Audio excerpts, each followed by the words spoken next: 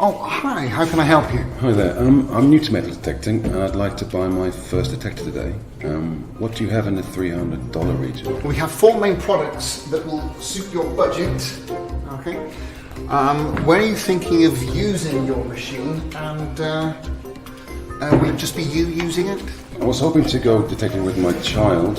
We have a small plot of land and we regularly go to the beach on the weekend. So, ideally, you'd like it to be waterproof, with an adjustable stem and lightweight too? Absolutely. And I also need great depth as well.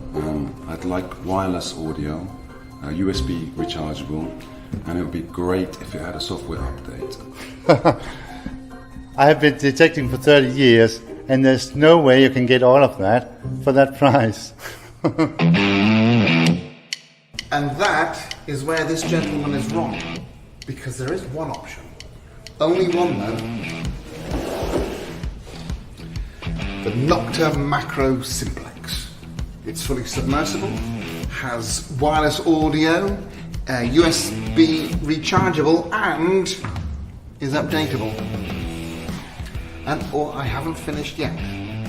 It has a backlit keypad and LCD, flashlight, and vibration, which is a great feature for underwater use.